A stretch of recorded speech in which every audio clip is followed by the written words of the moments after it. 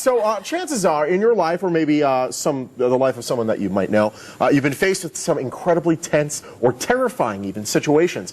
So how did you or your loved one handle it? Colonel Kevin Sweeney was faced with a terrible situation. Both of the engines on his plane fell off. We're going to be talking to him about how he took care of that incredible story. Wow. Welcome back to The Blend. You know, when things quickly spiral out of control right in front of you, do you sink or do you swim? Lieutenant Colonel and pilot Kevin Sweeney faced this very dilemma when two engines on his plane ripped off during a night combat mission in Desert Storm. This year marks the 20th anniversary of that fateful day, and he's put it all in a book titled Pressure Cooker Confidence: How to Lead When the Heat is On. Lieutenant Colonel Kevin Sweeney joins us now with more details. Good morning to you and welcome. Oh, thank you, Dale. Can you believe it's been 20 years since this happened to you? No, it seems like yesterday. I can just imagine how horrifying it went. Can you take us back in time and tell us what happened? Well, we were just flying along, and actually I was the aircraft commander, and it was the co-pilot's turn to fly, the other pilot's turn to fly, and I was actually looking out the window, and we went from being under control, life was grand, to being out of control in 1.1 seconds. I got that off the black box on the autopilot. Wow. And we were going into a Dutch roll, the autopilot malfunctioned and threw us into a Dutch roll after we hit some jet wash, like Tom Cruise did in his movie. Same thing. And we were going 110 degrees of bank in both directions every 1.1 seconds. I got that off the black box. So I get us out of the Dutch roll, look at the engine instruments. We got two firelights on. They look like the Strip on New Year's Eve. Everything's lit up. I start trading altitude for airspeed. The old co-pilot, he starts dumping fuel. And I say to one of our other crew members, "Hey, Steve, run on back there, scan that left wing, tell me how bad the fires are."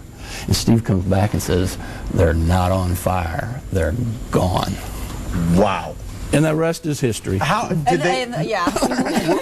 Was it enemy fire that took them down? Well, no, there was another heavy tanker 2.6 miles ahead of us, 500 feet above us. We hit his jet wash, just like Tom Cruise did. Look at that picture. And it How big is this plane here? This is a cargo plane. It's a, well, no, we do air-to-air refueling. The fighters come up behind us at 500 miles an hour, and we give them gas in the air. It's a Boeing 707. It's 300. We weighed 300,000 pounds. And how many people did you have on the flight? There was a four-person crew: a pilot, co-pilot, navigator, and a boom operator. When things are happening in a split of a second, how is it that you can focus and finish this mission and survive? Well, that's a very interesting question. The dimension of time changes, and so things slow down. And then you just have to control that little voice in the back of your mind.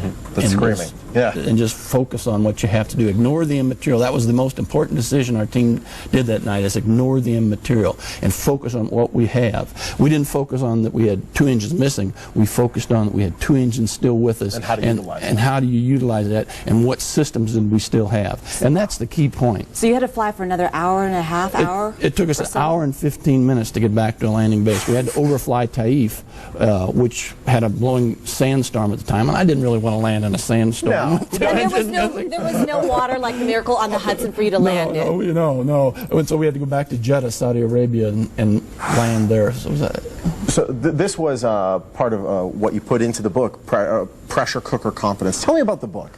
Well, the book, it talks about the mission. It starts from the night that we got notified that Desert Storm was starting. That's what the book starts out. And then it takes you through the mission, and it takes you through how to properly prepare for things when you're under pressure, how to have that passion for what you do, how to focus on the right thing at the right time, ignore the immaterial, which was the most important decision our whole team made that night, how to be that great teammate, how to be the teammate that all your customers or clients covet. And of course, this isn't just for pilots. Oh, no, it's for everybody. It's for everybody. And then how to have that confidence, to how to control that little voice in the back of your mind. And then you also talk about in your book about the weakest link. Your weakest link could end up being the strongest person on your team. Oh, absolutely. Absolutely.